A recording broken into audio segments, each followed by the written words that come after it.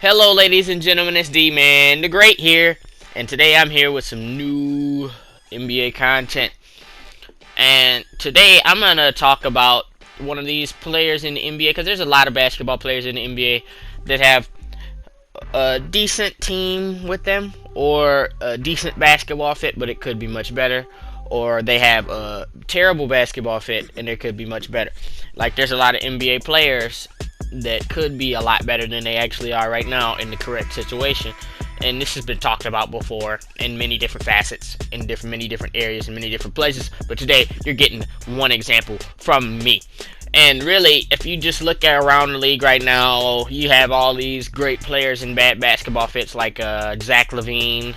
He could probably be an even bigger star in another market outside of the Chicago Bulls, but he's on the Bulls and he has to deal with it for now.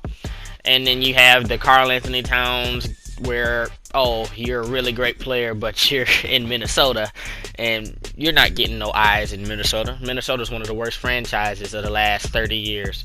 So we're just going to kind of get into our points from here on now. And now, the topic of this video is about Mr. Aaron Gordon. And Aaron Gordon is a high commodity young player. He was selected pretty early on in this draft a few years back with the 4th overall pick in the draft in 2014, the same draft as Andrew Wiggins. And for some reason that draft just was kind of seen as a poor draft when it first came out, but there's been a lot of decent players, a lot of good players out of that draft. And Aaron Gordon has been kind of just a regular NBA guy. He's been a solid player his entire career. And he's been averaging a low amount of points, basically, for his standard. He is expected to be a lot better than he is right now. But he's been playing a high number of games lately. The last few seasons, he's been a high commodity. He's been performing very well in a basket. He's been performing very well. But the thing is, he was the 4th pick in the draft, and he's expected to be more than he is right now. And he's not, his closest NBA comparison, really, from a standpoint, would be kind of a Blake Griffin-y guy, but he's not built in the same mold as Blake Griffin. Like, he's not a number one option. I'm going to give you these buckets, I'm going to give you the boards, and I could toss a little bit of dimes if I want to. He's not that. He's not on that. He's not that guy. And he's already established not being that guy in his NBA career so far. But he could be on so many different teams right now to where he could actually become, he could be a Blake kind of guy. Because where Blake Griffin thrived the best is Blake Griffin had his best season last season, averaging 25 a game. And Aaron Gordon is built in the same mold. He's the tall, light-skinned, 6'9", power forward that is super athletic, that'll dunk out of the gym and can shoot a little bit with it as well. So you have so many, and he was built in with this. Aaron Gordon was never the, oh, I can't shoot, I'm just dunking every possession, power forward, inside, banging in the post kind of guy. That was never Aaron Gordon.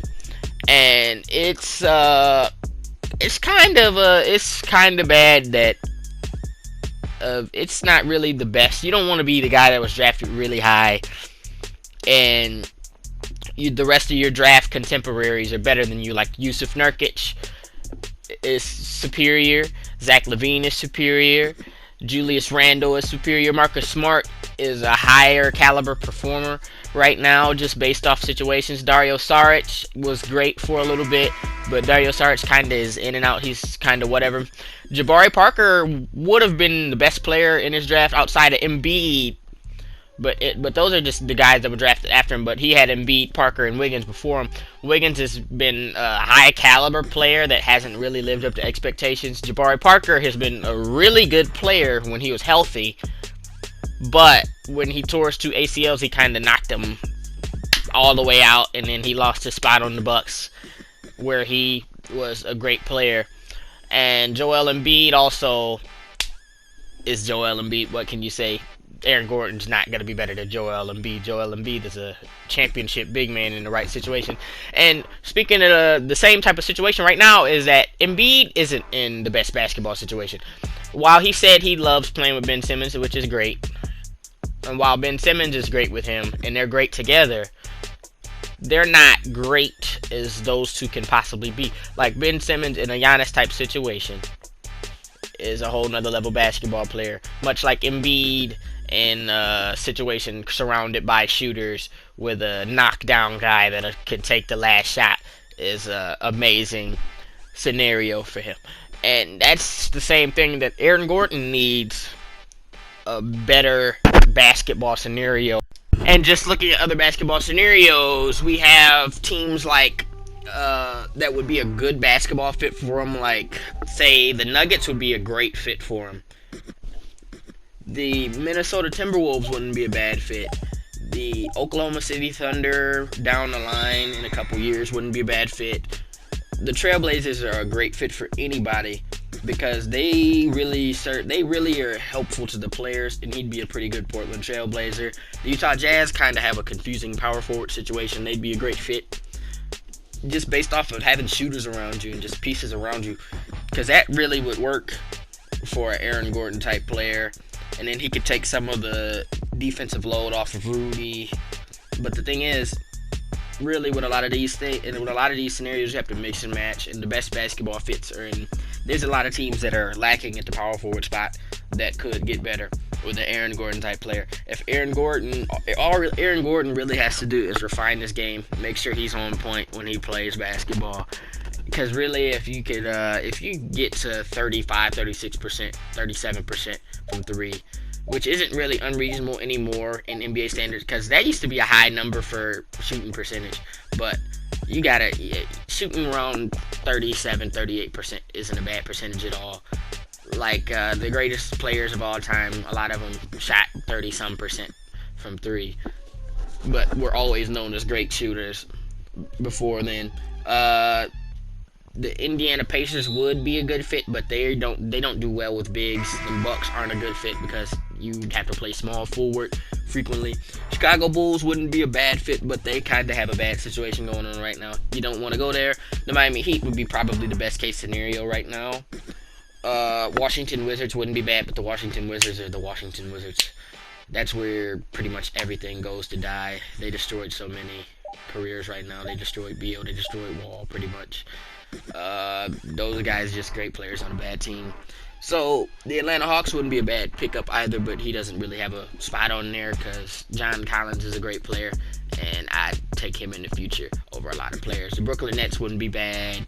The Boston Celtics wouldn't be bad. The 76ers, if they didn't have Al Horford's huge contract, wouldn't be a bad fit either. So it's pretty much take a pick of who you really want in a lot of cases, because Aaron Gordon is better than a lot of power forwards in this league, and he's a high caliber player that should be getting more minutes, more playing time, more opportunity to do a lot of different things. So we'll see what happens down the line, but he's in the position he's in, and a lot of players are in a bad position, and you can't have the perfect position all the time. So I thank you guys for watching. Please like, comment, and subscribe. I'm sorry I went a long. Thank you guys for watching. I'll catch you guys later.